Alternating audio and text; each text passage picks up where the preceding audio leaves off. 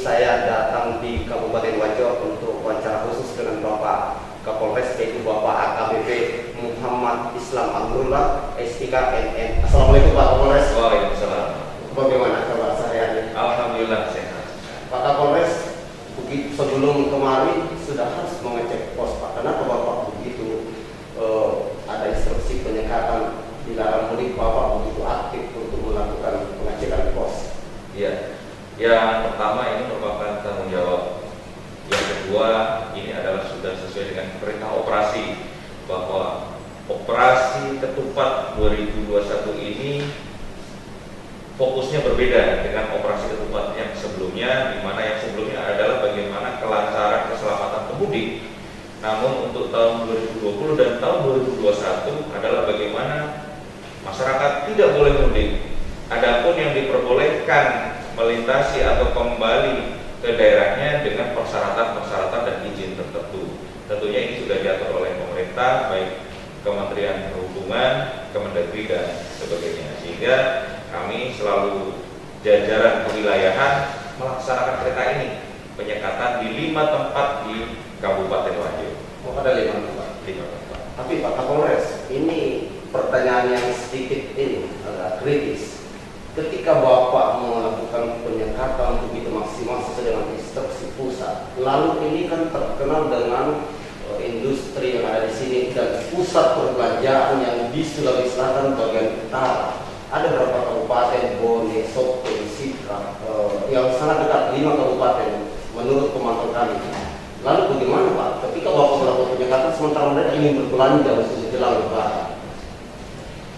Khusus untuk Kabupaten Wajo menjadi sentral ekonomi bagi masyarakat di kabupaten sekitarnya, sehingga kami melakukan aglomerasi, yaitu Bosowasi tambah Palopo, sehingga masyarakat Bosowasi dan Palopo boleh masuk ke Wajo dengan menitipkan KTP-nya 1 kali 12 jam. Lewat 12 jam, maka tim tracer dari COVID-19 ini akan mendatangi alamat tersebut. Apakah yang bersangkutan mudik, apakah yang bersangkutan ada kendala untuk kembali atau ada kegiatan lain, sehingga masyarakat dari luar daerah bisa data dengan baik. Semuanya ada datanya di pos-pos tersebut. Jadi tidak dilarang, tidak disekat begitu ketat. Tetap ada skala prioritas sesuai dengan kebutuhan daerah, sehingga ekonomi masyarakat tetap berjalan dengan baik, kemudian aturan dari pemerintah juga tetap dilaksanakan. Iya Pak Kapolres, apalagi kan terkenal dengan industri pertenunan. Kalau ketika penyekatan itu benar-benar dilaksanakan maksimal, tapi begitu penjelasan Bapak tadi luar biasa untuk memprotek. Tapi kalau misalnya memang ada yang nyalanya orangnya, kira-kira hanya mendatangi, tapi alamatnya kan tidak di tempat itu, ada di kabupaten Pak Kapolres. Jadi pada saat yang bersangkutan masuk ke Wajo, langsung ditulis alamat tujuan, alamat tujuan, nomor HP, dan menitipkan KTP. Sehingga yang dicek adalah alamat tujuan yang berada di Wajo. Khusus untuk masyarakat Wajo, bebas dia melakukan aktivitas di mana saja, jadi tidak ada penyekatan terhadap warga Wajo. Pak Kapolres, selama Bapak tanggal 4 bulan 8 Bapak dilantik menjadi Kapolres Wajo 2021, Bapak paling banyak memberikan reward penghargaan kepada personil Polres Kabupaten Wajo. Mengapa Bapak begitu termotivasi memberikan reward kepada personil yang ada di Polres Wajo? Salah satu teori manajemen dalam organisasi bahwa kinerja dapat ditingkatkan melalui reward, sehingga anggota yang mempunyai prestasi kami berikan reward sesuai dengan bidangnya, sesuai dengan apa yang dia ungkap, apa yang berhasil di bagian apa. Kemudian anggota yang melakukan pelanggaran bahkan pidana itu tidak segan-segan saya tindak. Punishment-nya juga harus sesuai dengan aturan yang ada, sehingga kami harapkan organisasi ini dapat berjalan dengan baik, kemudian kinerja karyawan, kinerja anggota meningkat dengan tujuan visi Polres pun tercapai. Pak Kapolres kira-kira tidak berpikir dengan memberikan reward itu apakah mereka bukan bekerja karena panggilan tugas negara dan tanggung jawab kepada agama? Jangan-jangan dia bekerja karena ada penghargaan, ingin mendapatkan posisi yang lebih baik dari Pak Kapolres? Tidak menutup kemungkinan yang namanya manusia seperti itu, tapi dengan pembinaan rohani, pembinaan mental yang baik, setiap pelaksanaan apel, kegiatan rohani kami perbanyak, baik kegiatan rutin hari Selasa, hari Kamis, ada safari Jumat, kemudian ada pejuang subuh, kemudian ada patroli bersedekah dan sebagainya. Kami memantik dari sisi kemanusiaan yang paling dalam bahwa kerja itu adalah ibadah. Yang pertama adalah kerja adalah ibadah, sehingga kalau dia dipancing dari yang paling mendasar kehidupan ini, tentunya dia akan berpikir 2-3 kali bahwa kerja itu hanya karena Kapolres, kerja karena dilihat oleh kasatnya dan sebagainya. Kami mengharapkan seperti itu ke depannya. Oh begitu ya. Iya. Jadi Pak Kapolres, begitu selama Bapak menjabat, segudang prestasi bawahannya yang Bapak berikan berupa reward, begitu banyak yang diungkap kriminal yang ada di sini. Tapi ada di antaranya misalnya pemalsuan STNK, itu bagus sekali bagi kami Pak Kapolres di pegiat anti korupsi. Kemudian banyak pencurian, kemudian sekarang hampir zero pencurian selama Bapak memimpin di Kabupaten Wajo. Tapi saya belum melihat Bapak memberikan reward untuk pemberantasan pencegahan tindak pidana narkoba. Untuk sampai saat sekarang ini, setelah saya lakukan evaluasi, pengungkapan kasus narkoba ini belum mencapai pada level yang luar biasa. Atau begini Pak Kapolres, jangan-jangan di Kabupaten Wajo karena adalah tempat kota santri, tidak ada yang mau mengkonsumsi narkoba atau tidak ada pengedar bandar yang berani tinggal di sini. Justru terbalik. Tahanan yang ada di Polres Wajo itu 50% adalah tahanan narkoba. Oh, Narkoba satu saja. ya. Belum ada yang separuhnya lagi, yaitu dan sus. Ya. Sedangkan narkoba yang ada di Wajo ini terkait dengan peredaran dari bandar-bandar yang ada di luar Wajo. Jadi di Wajo hanya sebagai pasar saja, sebagai pengedar-pengedar. Tapi untuk mencari bandar memang agak susah di sini. Sudah dikembangkan berkali-kali. Kami kemarin mengungkap 2 bandar yang ada di Kota Sengkang itu, juga barang buktinya tidak banyak. Barang buktinya hanya 9 gram, 10 gram. Padahal pada saat saya menjadi kanit narkoba di Polda Sulawesi Utara, itu ratusan gram bisa diungkap. Namun hasil evaluasi ke depan, kalau memang pengungkapan ini tidak maksimal dalam hal jumlah gramnya, jumlah barang buktinya, berarti level pemberian penghargaan juga kita turunkan, karena memang kondisinya di Wajo seperti ini. Ya Pak Kapolres, yang beberapa minggu yang lalu ada yang ditembak di tempat di penyeberangan feri di Kabupaten Bone. Ya. Disinyalir orangnya adalah lintas batas kabupaten, berarti otomatis melewati Kabupaten Wajo. Apa yang menjadi protektif Pak Kapolres untuk lebih maksimal personelnya untuk menjaga perbatasan agar narkoba tidak begitu enak lewat di kabupaten melewati Kabupaten Wajo? Tindak pidana narkoba ini tidak pidana internasional. Ini sudah transnational crime, ini melewati batas-batas negara. Tentunya mereka mempunyai jaringan yang hebat, orang-orang yang pintar untuk menyelundupkan dan mengedarkan barang haram ini. Kami memanfaatkan jaringan intelijen yang tetap yang ada di seluruh desa-desa, kemudian mengoptimalkan peran serta masyarakat lewat Babin Kamtibmas, sehingga informasi-informasi sekecil apa dari masyarakat itu akan kami olah, kemudian akan kami selidiki. Yang terakhir, masalah batas seyogianya pada zaman era modern sekarang ini tidak ada batas negara atau stateless border. Jadi semua seperti tidak ada batas. Nah, kalau untuk batas-batas fisik, memang pada saat operasi ketupat ada pos-pos penyekatan antar kabupaten. Namun setelah operasi selesai itu kami cabut, sudah tidak ada lagi. Tentunya menjadi tugas berat kami untuk mengungkap dan menahan agar barang haram ini tidak sampai masuk ke Wajo.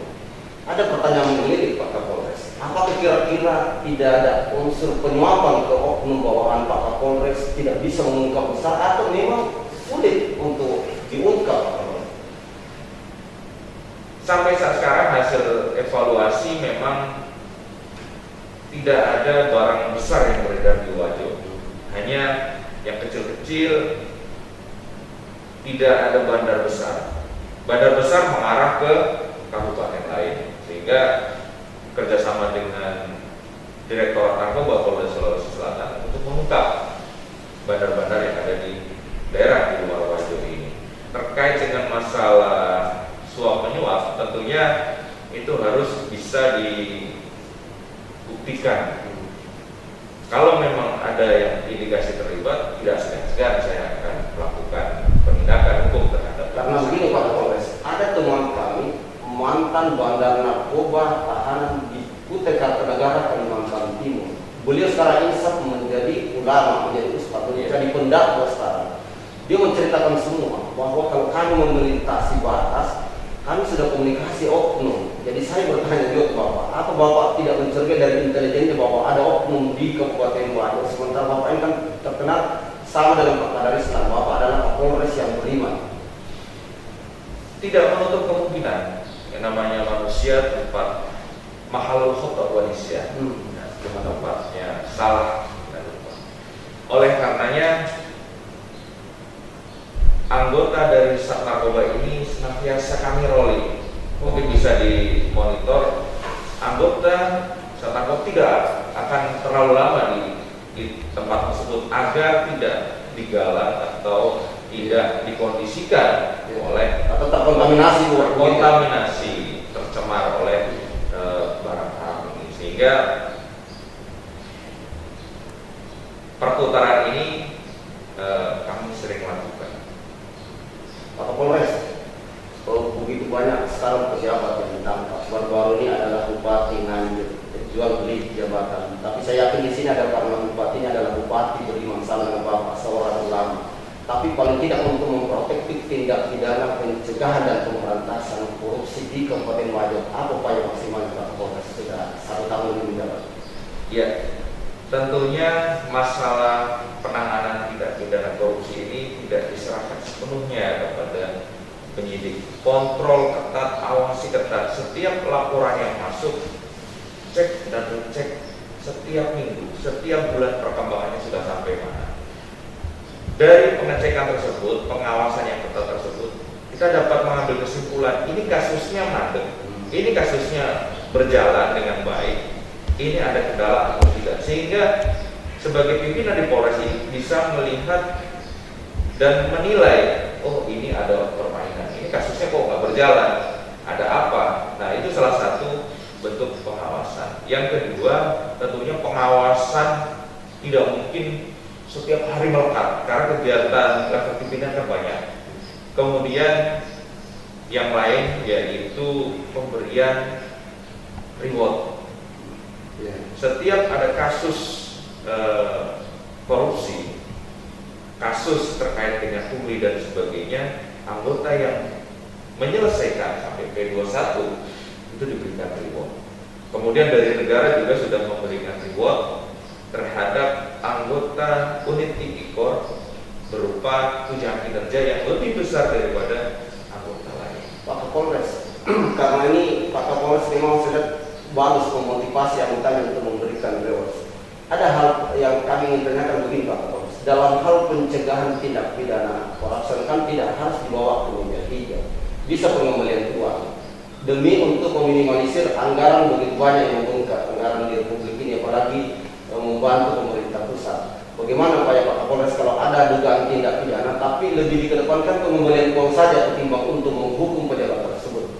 Iya, benar sekali sesuai dengan MOU antara Kemendagri, Kejaksaan Agung dan Kapolri bahwa sesuai instruksi Bapak Presiden pengembalian uang negara ini lebih diutamakan daripada penegakan hukum, daripada memasukkan yang bersangkutan ke penjara. Dengan pengembalian uang ini tentunya uang negara utuh dan bisa digunakan untuk kegiatan-kegiatan pembangunan selanjutnya baik fisik, non fisik maupun sumber daya manusianya. Kami tentunya di sini juga melakukan hal yang sama. Kalaulah itu berupa audit dari inspektorat, audit dari BPK bahwa rekomendasinya TGR atau ganti rugi, ya silakan diganti rugi. Ada periode tertentu yang harus dipenuhi oleh seseorang yang dalam pengelolaan uang negaranya itu tidak baik.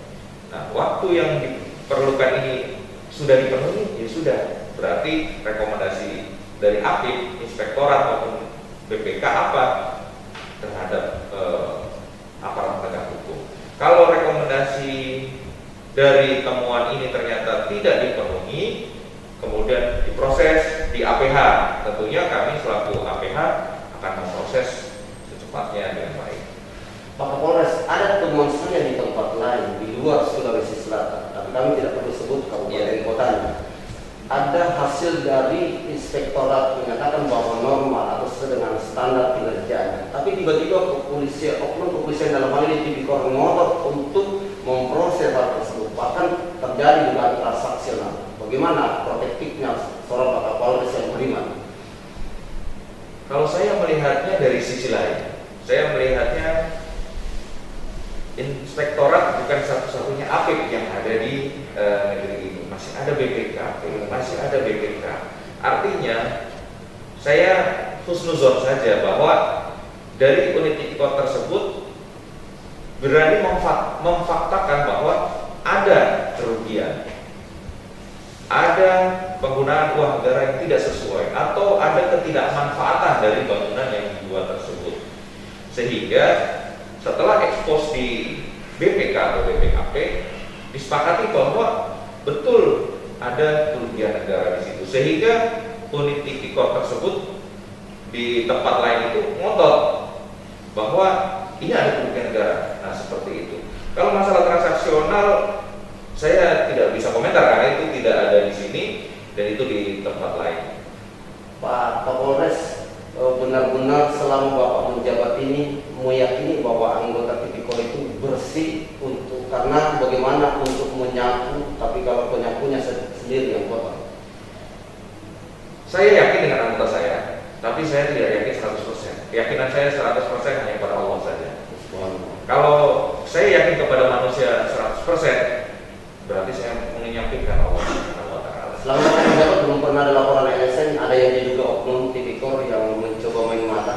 Suara-suara itu ada, namun hasil dari analisa dan evaluasi, kemudian hasil dari gelar perkara, saya melihat atau tim dari gelar perkara itu melihat tidak ada penyelewengan terhadap proses dari pemberkasan tersebut. Apa karena mereka tidak menanggung penyelewengan karena Bapak adalah seorang ustadz, seorang penceramah yang juga menjadi Kapolres atau disebut sama dengan Pak Kadar Islam sekarang Kapolres Pelabuhan, Kapolres kita kenal dengan Kapolres Ulama. Apakah karena mereka Bapak selalu memberikan siraman rohani, akhirnya ya setan-setan mereka menjauh dari tubuhnya mereka dalam hal operasional sehari-hari sebagai polisi? Saya kira tidak sedrastis itu. Saya kira memang anggota ini berusaha untuk bekerja dengan baik, bukan karena saya, bukan karena Pak Waka, bukan karena Kasat, tapi karena memang tugas dan tanggung jawab bahwa ini adalah tugas yang harus saya selesaikan sebagai anggota Polri di unit tipikor. Tapi kami selalu banyak memonitor, tapi Bapak tidak merasa kami monitor. Kami monitor Bapak memang lebih cenderung Bapak dalam kinerja untuk memberikan instruksi personil lebih mengedepankan karena ketuhanan yang Maha Esa atau ketakwaan. Itu yang membuat kami bertanya Bapak, jangan-jangan karena panggilan iman setelah Bapak seorang Kapolres ulama. Ya mungkin salah satunya itu mungkin karena saya tidak bisa memastikan, mungkin seperti itu. Ya semoga panggilan jiwa dari sisi paling dalam manusia ini adalah agama. Ini bisa memantik. Kebetulan di sini adalah kota santri, pesantren terbesar di Indonesia Timur juga ada di sini, sehingga dengan pola-pola pendekatan keagamaan semoga lebih bermanfaat dan lebih berefek besar daripada dengan pendekatan-pendekatan yang lainnya. Ya, memang kami tertarik Pak Kapolres karena pasangan eksekutif Bapak juga adalah seorang ulama, bupatinya adalah ulama. Ada pertanyaan yang lain Pak Kapolres. Ini sebentar lagi Pilkades di Kabupaten Muara. Ada saya monitor anggota Kapolsek, istrinya mencalonkan diri. Bagaimana upaya netralitas ketika ada anggota Bapak dan istrinya menjadi calon atau mungkin incumbent di Kabupaten Wajo ini? Iya. Jadi kami dari awal, dari jauh-jauh hari sudah menyampaikan bahwa Polres Wajo netral dalam setiap pesta demokrasi, baik level pilkades, pilkada maupun pilpres pileg. Sangat kecil bagi kami.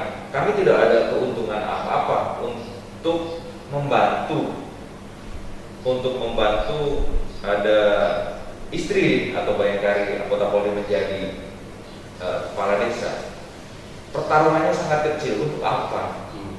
Sehingga kami komitmen bahwa dalam pesta demokrasi paling kecil ini, tingkat desa ini, polisi fokus pada pengamanan agar pilkades dapat berjalan dengan baik, tidak ada keributan, harap Kamtipmas dapat terpelihara, sehingga hasil yang dicapai dari demokrasi ini adalah pilihan rakyat, bahwa itulah yang benar-benar diinginkan oleh rakyat.